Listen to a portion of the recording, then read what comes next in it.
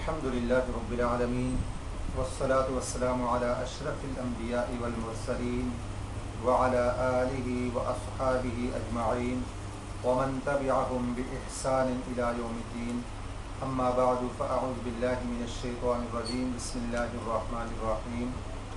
إن عدة الشهور عند الله 12 شهرا في كتاب الله يوم خلق السماوات والأرض منها 4 حرم ذلك الدين القيم فلا تظلموا فيهن أنفسكم وقاتلوا المشركين كافة كما يقاتلونكم كافة واعلموا أن الله مع المتقين. میرے بھائیو اور دوستو، میں نے آپ کے سامنے سورہ توبہ کی آیت نمبر 36 تلاوت کی ہے. اس میں اللہ سبحانہ و تعالی مہینوں کے بارے میں بتا رہے ہیں. مہینوں میں سے جو افضل مہینے ہیں اس کا بھی ذکر فرما رہے ہیں، اور ساتھ ہی یہ تعلیم بھی دے رہے ہیں کہ یہ بڑا ہی صاف اور شفاف دین ہے.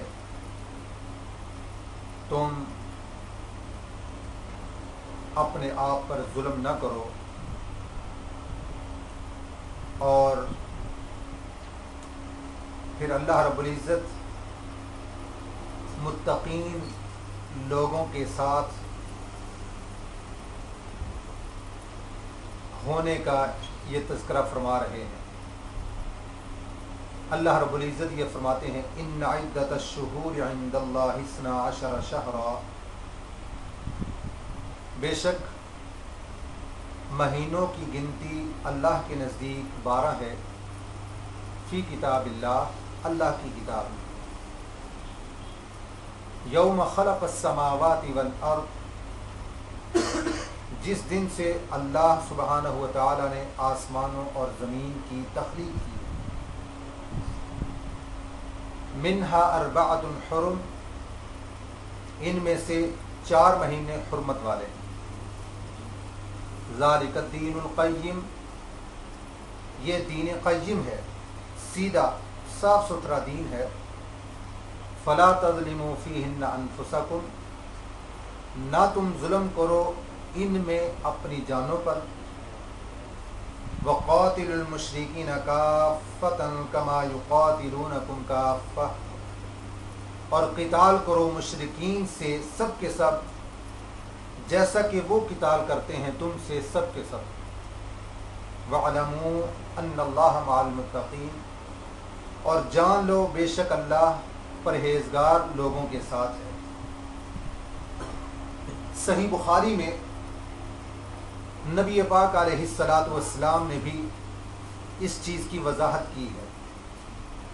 مہینوں کے بارے میں حضرت ابو بکر رضی اللہ تعالی عنہ کا بیان ہے کہ نبی مکرم صلی اللہ علیہ وسلم نے ارشاد فرمایا السنۃ 12 شہرا، مہینوں کی گنتی سال کے جو مہینے ہیں وہ 12 ہیں.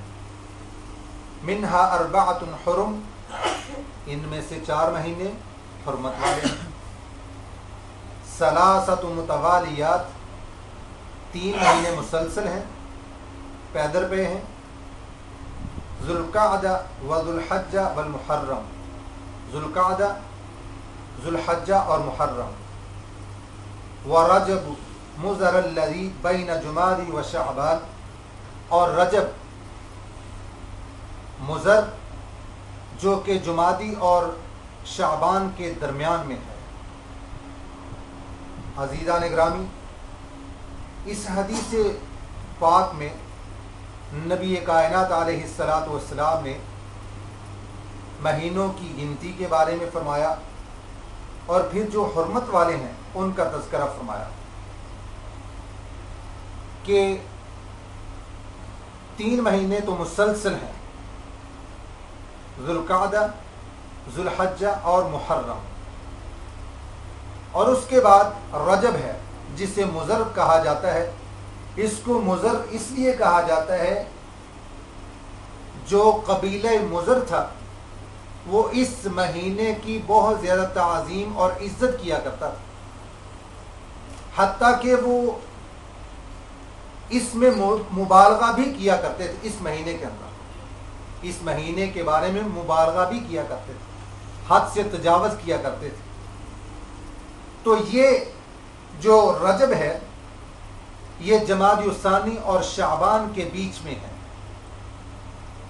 اور یہ رجب قمری سال کا یہ 7واں مہینہ ہے۔ محرم، صفر، ربیع الاول، ربیع الثانی، جمادی الاول، جمادی الثانی، اس کے بعد رجب، پھر شعبان، یہ 7واں مہینہ ہے۔ تو جو یہ حرمت والے جو مہینے ہیں وہ 4 مہینے ہیں، ذوالقعدہ، ذوالحجہ اور محرم، اور اس کے بعد یہ رجب ہے۔ میرے بھائی اور دوستو، اللہ رب العزت نے مہینوں کا تذکرہ کرنے کے بعد یہ اس میں ایک خاص تعلیم بھی دی ہے، ایک بہت بڑا سبق دیا ہے۔ پہلے تو یہ کہا گیا ہے کہ یہ دین بڑا ہی سیدھا، صاف ستھرا، شفاف دین ہے جو انسانی فطرت کے عین مطابق ہے۔ دین اسلام کا کوئی ایسا مسئلہ ایسا نہیں ہے کہ جو انسانی عقل کے مطابق نہ ہو۔ وہ الگ بات ہے کسی کی عقل میں فطور ہو تو وہ اعتراض در اعتراضات وہ کرتا رہے گا، لیکن اگر جسے اللہ سبحانہ ہوا تعالیٰ نے عقل سلیم سے نوازا ہے تو اس کی عقل سلیم اس بات کو قبول کرنے کے لیے تیار ہوگی کہ دین اسلام بالکل انسان کی عین فطرت کے مطابق ہے۔ ہماری جو عقل ہے، ہمیں اپنی عقل کو دین کے تابع کرنا ہے، نہ کہ دین کو ہم نے اپنی عقل کے تابع کرنا ہے۔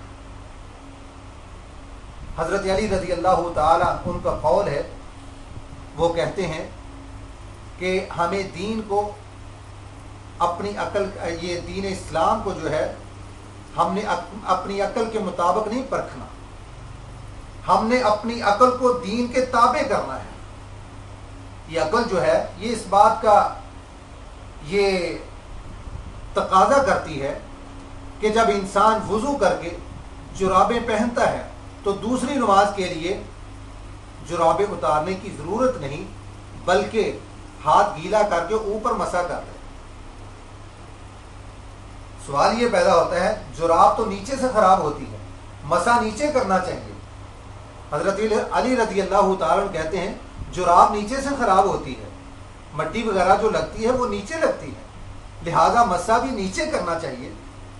لیکن حضرت علی رضی اللہ تعالیٰ کہتے ہیں کہ ہم نے اپنی عقل کے مطابق اس کو نہیں چلانا، بلکہ جو شریعت نے ہمیں یہ کہا ہے، دین اسلام نے جو ہمیں حکم دیا ہے کہ ہم نے مسح اوپر کرنا ہے نہ کہ نیچے کرنا ہے، تو ہم نے اپنی عقل کو دین کے تابع کرنا ہے۔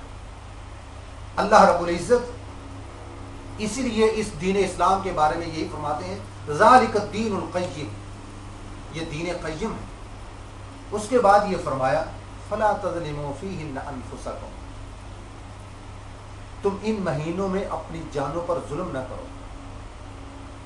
ظلم میرے بھائی اور دوستو، یہ تو سال کے 12 مہینوں میں ہی منع ہے۔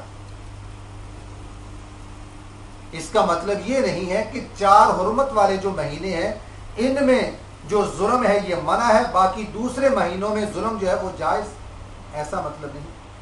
یہ خصوصیت کے ساتھ یہ حکم دیا گیا ہے کہ ان حرمت والے مہینوں کے اندر تم نے اپنی جانوں پر کسی بھی قسم کا کوئی ظلم اور زیادتی نہیں کرنا۔ ظلم کسے کہتے ہیں؟ ظلم سب سے بڑا یہ ہے کہ اللہ کے ساتھ شرک کیا جائے۔ سب سے بڑا ظلم اللہ کے ساتھ شرک کرنا ہے۔ جیسا کہ اللہ سبحانہ و تعالی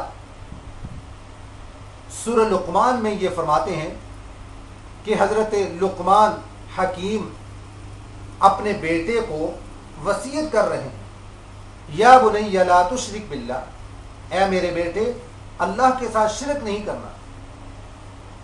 کیوں؟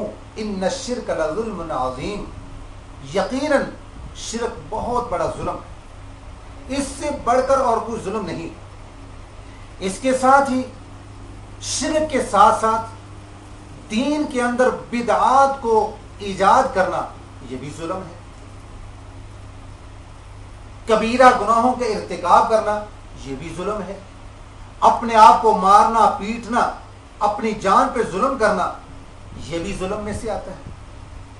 تو میرے بھائی اور دوستو، اللہ سبحانہ و تعالی نے اس آیت مقدسہ میں ایک خاص جو سبق دیا ہے وہ یہی دیا ہے، فَلَا تَظْلِمُوا فِيهِنَّ أَنفُسَكُمْ، ان مہینوں میں اپنی جانوں پر تم نے کسی بھی قسم کا ظلم نہیں کرنا۔ ہر قسم کے ظلم سے منع فرما دیا، شرک ہے، بدعت ہے، اور جو دوسرے کبائر ہیں ان سے منع فرما دیا۔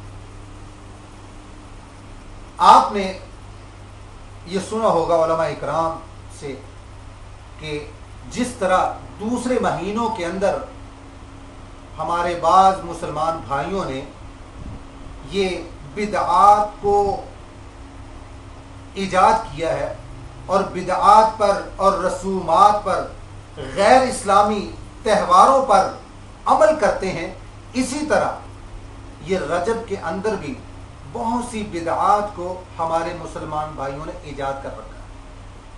محرم کے اندر دیکھیں کتنی بدعات کو ایجاد کیا ہوا ہے، اور اسی طرح سفر کے اندر اور ربیع الاول کے اندر دیکھیں، یعنی جتنے بھی 12 مہینے ہیں، 12 مہینوں کے اندر غالباً کوئی ہی ایسا شاذ و نادر مہینہ ہوگا کہ جس کے اندر ہمارے مسلمان بھائیوں نے بدعات کو ایجاد نہ کیا۔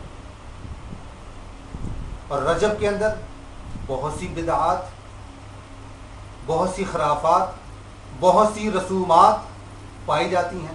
آئیے ذرا ہم اشارتاً ان کا ذرا تذکرہ کرتے ہیں۔ صلاۃ الرغائب ہے، یہ رجب کی پہلی جمعرات کو یہ نماز پڑھی جاتی ہے، اور اس کا ایک خاص طریقہ ہے، میں اس تفصیل میں نہیں جانا چاہتا۔ ایک خاص طریقہ ہے پڑھنے کا صلاۃ الرغائب کا۔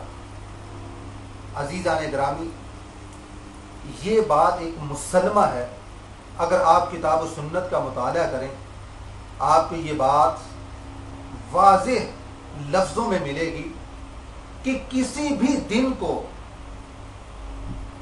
کسی بھی مہینے کو، کسی بھی رات کو یا کسی خاص وقت کو ہم عبادت کے لیے مختص نہیں کر سکتے۔ ہاں، جو اللہ اور اس کے رسول علیہ الصلوۃ والسلام نے کسی رات کو خاص کر دیا ہے یا کسی دن کو خاص کر دیا ہے، اس میں تو ہم عبادت کر سکتے ہیں، لیکن ہم اپنی طرف سے جمعے کے دن کو، عزیزان گرامی، آپ نے علماء اکرام سے سنا ہوگا کہ نبی پاک علیہ الصلوۃ والسلام نے جمعے کے دن خاص طور پر روزہ رکھنے سے منع فرمایا۔ ذرا ہم سوچیں، غور کریں، کس لیے منع کیا ہے؟ ہمیں حکمت یہ نظر آتی ہے کہ نبی پاک علیہ الصلوۃ والسلام نے جو منع فرمایا ہے اس میں حکمت یہ ہے کہ لوگ کہیں جمعے کے دن کو روزے کے لیے خاص طور پر وہ مختص نہ کریں، کہ جمعے کے دن روزہ رکھنا یہ سب سے بڑا افضل عمل ہے، لہذا جمعے کے دن روزہ رکھنا چاہیے۔ حتیٰ کہ نبی پاک علیہ الصلوۃ والسلام کے عہد مبارک میں ایک عورت نے روزہ رکھا جمعے کے دن کا، آپ صلی اللہ علیہ وسلم نے اس سے پوچھا کہ جمعرات کے دن کا تم نے روزہ رکھا؟ اس نے کہا نہیں، اور آپ نے پوچھا کہ اگلے دن ہفتے کے دن روزہ رکھنے کا تمہارا ارادہ ہے؟ کہنے لگی نہیں۔ آپ نے فرمایا کہ پھر روزہ توڑ دو۔ اب مسلمان کے لیے تو ایک ہی دلیل کافی ہو جانی چاہیے، جائے کہ ہم حجتیں اور اپنی عقل کے گھوڑے جو ہیں دوڑائیں. مسلمان کے لیے ایک ہی دلیل کافی ہو جانی چاہیے. ویسے دوسری طرف ہم بڑے ہی اپنے آپ کو محب رسول اور عاشق رسول ہونے کا دعویٰ کرتے ہیں, اور ائمہ اکرام رحمہم اللہ اور جو دین کے بڑے بڑے اولیاء اکرام گزرے ہیں, جو بزرگ گزرے ہیں, ان کے ساتھ ہم محبت کا دعویٰ کرتے ہیں. لیکن عزیزان گرامی, کبھی ہم نے ان ائمہ اکرام کی سیرت کو ہم نے کبھی پڑھا ہے؟ یہ اولیاء اکرام جو گزرے ہیں, جو اللہ کے نیک ولی اور بزرگ صالح نیک بندے جو گزرے ہیں, ہم نے ان کی سیرت کو کبھی پڑھا ہے؟ نہیں پڑھا. اللہ کی قسم اگر ہم نے پڑھا ہوتا نا, تو آج جو مسلمانوں کے اندر بدعات اور رسومات رچ اور بس چکی ہیں, یہ کبھی نہ ہو. سنت کی جگہ پہ, نبی پاک علیہ الصلوۃ والسلام کی حدیث کی جگہ پہ, آپ کے اسوہ حسنہ کی جگہ پہ ہم نے بدعات اور رسومات کو اپنا لیا ہے, ان کو جگہ دے دی. ائمہ اربعہ میں سے آپ نے امام مالک کا نام سنا ہوگا. امام مالک, جن کی کتاب ہے موطا امام مالک, جو کتابی شکل میں سب سے پہلے حدیث کی کتاب منظر عام پہ آئی, موطا امام مالک. موطا امام مالک کے مصنف امام مالک رحمہ اللہ, وہ کیا کہتے ہیں ذرا سنیے. من ابتدع فی الاسلام بدعۃ یراها حسنۃ فقد زعم ان محمدا خان الرسالۃ لان اللہ تعالی یقول اليوم اکملت لکم دینکم واتممت علیکم نعمتی ورضیت لکم الاسلام دینا. سنیے کیا کہتے ہیں. جس نے دین میں بدعت کو ایجاد کیا اور سمجھا کہ یہ اچھی چیز ہے, اور اس نے یہی گمان کیا ہے کہ محمد صلی اللہ علیہ وسلم نے اپنے رب کا پیغام پہنچانے میں خیانت کی. کیا آپ اندازہ لگائیں. حضرت امام مالک رحمہ اللہ کیا کہتے ہیں کہ جس نے دین کے اندر بدعت کو جاری کیا اور اس کو اچھا سمجھا اور یہی گمان کیا کہ اس نے یہی گمان کیا کہ محمد کریم صلی اللہ علیہ وسلم نے اللہ کا پیغام پہنچانے میں خیانت کی, جبکہ اللہ رب العزت نے کیا فرمایا ہے حجۃ الوداع کے موقع پر, الیوم اکملت لکم دینکم واتممت علیکم نعمتی ورضیت لکم الاسلام دینا. کتنے صحابہ اکرام رضوان اللہ مجمعین نے حجۃ الوداع کے موقع پر اس بات کی گواہی دی, شہادت دی کہ اللہ کے رسول علیہ الصلوۃ والسلام, جب اللہ کے رسول علیہ الصلوۃ والسلام صحابہ اکرام سے پوچھ رہے تھے کہ کیا میں نے اللہ کے دین کو تم تک پہنچا دیا, صحابہ اکرام نے بار بار کہا اللہ کے رسول آپ نے اللہ کا پیغام ہم تک پہنچا دیا. کسی ایک صحابی نے نہیں کہا اللہ کے رسول آپ نے اللہ کا پیغام پہنچانے میں تھوڑی سی غفلت سے کام لیا ہے, یا ایک آدھی حدیث ہمیں نہیں بتائی, یا کوئی ایک مسئلہ, یا کوئی ایک آیت. کسی ایک صحابی نے نہیں کہا. 1,00,000 سے اوپر صحابہ اکرام کا مجمع. عزیزان گرامی, جو شخص دین کے اندر بدعت کو ایجاد کرتا ہے وہ ایسے ہی ہے جیسے اس نے نبی کریم صلی اللہ علیہ وسلم کو خائن تصور کیا. اور آپ کو معلوم ہونا چاہیے کہ خیانت جو ہے یہ منافقین کی علامتوں میں سے ایک علامت ہے. منافق کی علامتوں میں سے یہ ایک علامت ہے. اللہ معاف فرمائے کہ نبی مکرم صلی اللہ علیہ وسلم کے بارے میں ہم سوچ سکتے ہیں,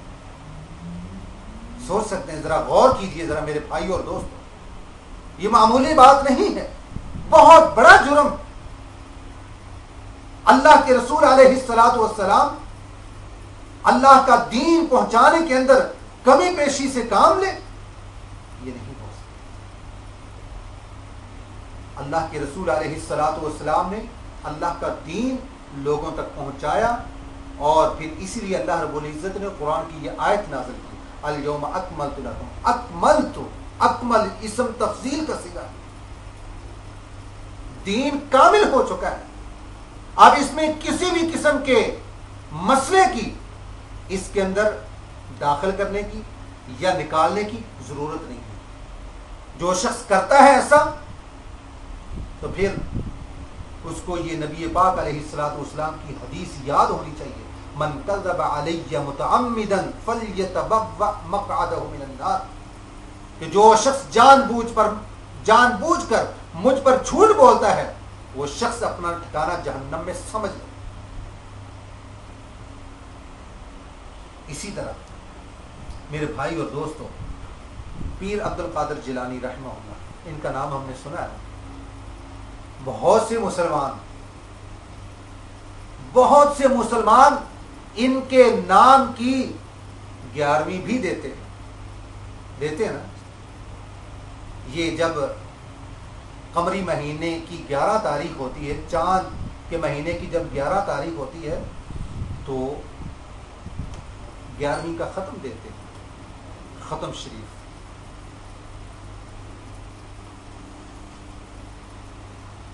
ان کی سیرت سے ہم بالکل ناواقف ہیں۔ یہ جو جتنے بھی بدعات اور رسومات کی دلدل میں پھنسے ہوئے ہیں نا، یہ صرف محبت کا دم بھرنے والے ہیں، باقی حقیقی محبت ان کو نہیں ہے ان کے ساتھ۔ جس قدر یہ اللہ کے ولی اور بزرگ توحید پرست تھے اور توحید پر ثابت قدم رہنے والے تھے اور شرک سے لوگوں کو ڈرانے والے تھے، بدعات رسومات سے لوگوں کو دور کرنے والے تھے، شاید یہ کوئی بزرگ کوئی تھا۔ وہ شیخ عبد القادر جیلانی رحمہ اللہ، غنیۃ الطالبین ان کی کتاب ہے، وہ کیا کہتے ہیں؟ فعلی المؤمن اتباع السنۃ والجماعۃ فالسنۃ ما سنها رسول اللہ صلی اللہ علیہ وسلم والجماعۃ ما اتفق علیہ اصحاب رسول اللہ صلی اللہ علیہ وسلم۔ ایک مومن کے لیے سنت اور جماعت کی اتباع لازم ہے۔ شیخ عبد القادر جیلانی رحمہ اللہ کیا کہتے ہیں؟ ایک مومن کے لیے سنت اور جماعت کی اتباع، پیروی کرنا لازم اور ضروری ہے۔ سنت وہ ہے جس کو آپ صلی اللہ علیہ وسلم نے جاری کیا ہے، اور جماعت وہ ہے جس پر آپ کے صحابہ اکرام نے اتفاق کیا۔ اب یہ دیکھیں کتنی بڑی بات انہوں نے کی، یوں سمجھیے کہ دریا کو کوزے میں بند کر دیا، توحید و سنت کا درس دیا، کتنی زبردست بات کی۔ اگر ہم ان کی اسی ایک بات کو لے لیں، ان کے ایک فرمان کو لے لیں، تو ہم کبھی جو ہے وہ ان کی طرف غلط باتوں کی نسبت نہیں کریں۔ تو عزیزان گرامی، یہ صلاۃ الرغائب ہے، رجب کے مخصوص روزے، اور اسی طرح رجب کی 27ویں رات کی عبادت اور اگلے دن کا روزہ، رجب کے کنڈے، یہ جتنی بھی چیزیں ہیں یہ سب بدعات اور رسومات ہیں، ان کا دین اسلام کے ساتھ کسی بھی قسم کا کوئی تعلق نہیں۔ بہت سے لوگ آپ نے دیکھا ہوگا، سنا ہوگا، رجب کی جب 27ویں تاریخ ہوتی ہے کہتے ہیں نبی پاک علیہ الصلوۃ والسلام کو اسراء اور معراج ہوئی۔ اسراء اور معراج کے بارے میں انشاءاللہ ہم آئندہ درس میں بتائیں گے۔ تو اس رات کو عبادت کرتے ہیں اور اگلے دن کا روزہ رکھتے ہیں، یہ بھی بدعت ہے۔ اب کوئی شخص یہ کہہ سکتا ہے کہ بھئی رات کو عبادت ہی کی ہے یا اگلے دن کا روزہ ہی رکھا ہے، یہ روزہ رکھنا یہ جرم ہے، اس میں قباحت کیا ہے، اس میں حرج کیا ہے؟ جیسا کہ بہت سے لوگ کہتے ہیں۔ رات کو عبادت کرنا، آپ عبادت کرنے سے منع کرتے ہیں لوگوں کو، روزہ رکھنے سے لوگوں کو منع کرتے ہیں۔ میرے بھائیوں اور دوستوں، دین اسلام یا علماء خیار جو کتاب و سنت کی دعوت دینے والے ہیں، وہ کبھی کسی شخص کو رات کو عبادت کرنے سے منع نہیں کرتے، روزہ رکھنے سے منع نہیں کرتے۔ منع اسی وقت کرتے ہیں کہ جب نبی پاک علیہ الصلوۃ والسلام کی اس حوالے سے کوئی سنت نہیں ملتی، آپ کا کبھی کوئی فرمان نہیں ملتا، اس صورت میں منع کرتے ہیں۔ نبی پاک علیہ الصلوۃ والسلام نے یہ اسرا اور معراج کا عظیم معجزہ دیکھنے کے بعد آپ علیہ الصلوۃ والسلام دنیا میں کتنا عرصہ رہے؟ کم و بیش 12-13 سال رہے۔ یہ مکی دور میں آپ کو اسرا اور معراج ہوئی، ہجرت سے 2 سال 2.5 سال پہلے ہوئی، 2 سال وہ لگا لیں، مدنی زندگی کے 10 سال وہ لگا لیں، 12 سال آپ صلی اللہ علیہ وسلم کی حیات مبارکہ میں یہ رات آئی ہے اور یہ دن آیا ہے۔ آپ صلی اللہ علیہ وسلم نے خاص طور پر عبادت کی، اگلے دن کا روزہ رکھا نہیں۔ آپ صلی اللہ علیہ وسلم کی جو معمول کے مطابق عبادت ہوتی تھی، صلاۃ التہجد آپ علیہ الصلوۃ والسلام وہ پڑھا کرتے تھے، وہ آپ صلی اللہ علیہ وسلم کا معمول تھا۔ روزہ رکھنا آپ صلی اللہ علیہ وسلم کا ایک معمول تھا، اور کسی صحابی کو آپ علیہ الصلوۃ والسلام نے اس بات کا حکم نہیں دیا کہ تم اس رات کو خصوصیت کے ساتھ عبادت میں گزارو یا اگلے دن کا روزہ رکھو۔ تو عزیزان گرامی، جب نبی پاک علیہ الصلوۃ والسلام سے ہمیں یہ چیز یہ نہیں ملتی کہ اس رات کو عبادت کرنی چاہیے اور اگلے دن کا روزہ رکھنا چاہیے، تو پھر جب یہ دین نہیں ہے تو روزہ رکھنے کا کوئی فائدہ ہوگا؟ رات کو عبادت کرنے کا کوئی فائدہ ہوگا؟ پھر تو وہی ہوگا کہ جو اللہ رب العزت سورۃ الغاشیہ میں یہ فرماتے ہیں، عاملۃ ناصبہ تصلی نارا حامیہ، عمل کر کر کے تھک چکے ہوں گے لیکن جہنم میں بھیج دیا جائے گا۔ کس وجہ سے؟ تو اسی وجہ سے کہ جو انہوں نے عمل کیے ہوں گے وہ سنت کے مطابق نہیں ہوں گے۔ جب وہ سنت کے مطابق نہیں ہوں گے تو ان کا ٹھکانہ کیا ہوگا؟ وہ جہنم ہوگا۔ انسان عبادت کر لے، تھوڑی کر لے لیکن سنت کے مطابق کر لے، روزے رکھ لے، تھوڑے رکھ لے لیکن سنت کے مطابق رکھے۔ نبی پاک علیہ الصلوۃ والسلام کی سیرت پہ عمل کرے، لیکن ایسا نہ ہو کہ اپنی طرف سے بھی کچھ ایجاد کرے۔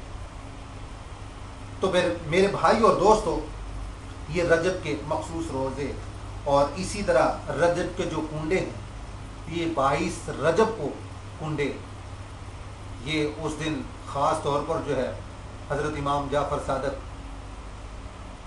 ان کے بارے میں بہت سی داستانیں گھڑی ہوئی ہیں، بنائی ہوئی ہیں، اور اس حوالے سے بے شمار واقعات بنائے ہوئے ہیں، ایسے ہیں کہ جن کا کوئی سر پاؤں نہیں، وہ سب گھڑے ہوئے ہیں، خود ساختہ ہیں، ان کی کوئی حقیقت نہیں۔ اللہ کے نام کی چیز دینے کا پورے سال کے اندر کوئی دن مخصوص نہیں ہے، کوئی رات مخصوص نہیں، کبھی کسی وقت بھی اللہ کے نام کی کوئی چیز دی جا سکتی ہے، کسی غریب کو، مسکین کو، یتیم کو، بیوہ کو، مجاہد فی سبیل اللہ کو، یا کسی بھی مستحق شخص، کسی بھی شخص کو دی جا سکتی ہے، اور اس کے لیے کوئی مخصوص وقت نہیں ہے۔ ہاں، رمضان کے اندر دینے کا اس کا اجر و ثواب کہیں زیادہ بڑھ جاتا ہے، اس کا احادیث میں ذکر موجود ہے۔ اور پھر انسان غیر اللہ کے نام کی کوئی چیز دیتا ہے تو کیا وہ شرک کے زمرے میں نہیں آتا؟ شرک کے زمرے میں آتا ہے۔ یہ عبادت ہے، یہ کوئی چیز اللہ کے نام کی دینا، یہ عبادت ہے۔ اگر یہی عبادت کسی اور کے نام کے لیے کرتا تو شرک ہو جائے۔ اس کی دلیل کیا ہے؟ ہم نماز پڑھتے ہیں نا، نماز میں ہم کیا کہتے ہیں؟ التحیات للہ والصلوات والطیبات۔ عبادت کی 3 قسمیں ہیں: قولی عبادت، بدنی عبادت اور مالی عبادت کس کے لیے ہے؟ للہ، اللہ کے لیے ہے۔ جب ہم اس بات کا دعویٰ کر رہے ہیں التحیات قولی عبادت اللہ کے لیے ہے، والصلوات جسمانی عبادت اللہ کے لیے ہے، والطیبات اور مالی عبادت اللہ کے لیے ہے، تو پھر ہمارا دعویٰ یہ صرف نماز کے اندر، اس کے بعد ختم۔ یہ عبادت ہے، اللہ کے نام کی کوئی چیز دینا، نظر و نیاز دینا، کوئی منت ماننا ہے، یہ عبادت ہے۔ اور اگر یہ عبادت اللہ کے لیے کی جائے گی تو توحید پر مبنی ہوگی، اور اگر یہی عبادت کسی غیر اللہ کے لیے ہو جائے گی تو پھر کیا ہوگا؟ شرک ہو جائے گا۔ اور شرک اللہ رب العزت نے اس آیت مقدسہ میں یہی فرمایا فَلَا تَظْلِمُوا فِيهِنَّ أَنفُسَكُمْ، اور سب سے بڑا ظلم یہی ہے اللہ کے ساتھ شرک کرنا۔ تو پھر میرے بھائی اور دوستو، یہ رجب کا جو اسلامی کیلنڈر کے حساب سے جو 7واں مہینہ آتا ہے، اس کے اندر جو بدعات ہم بے شمار مسلمانوں نے ایجاد کر رکھی ہیں، ہم نے خود بھی بچنا ہے اور ان مسلمان بھائیوں کو ہم نے درس اور سبق دینا ہے کہ ان بدعات کا، ان رسومات کا اسلام کے ساتھ کسی بھی قسم کا کوئی تعلق نہیں ہے۔ ہم نے اس سے بچنا ہے اور خود بھی بچنا ہے، دوسروں کو بھی بچانا ہے۔ اللہ رب العزت ہمیں کتاب و سنت کو سمجھنے اور اس پر عمل کرنے کی توفیق عطا فرمائے۔ وآخر دعوانا ان الحمد للہ۔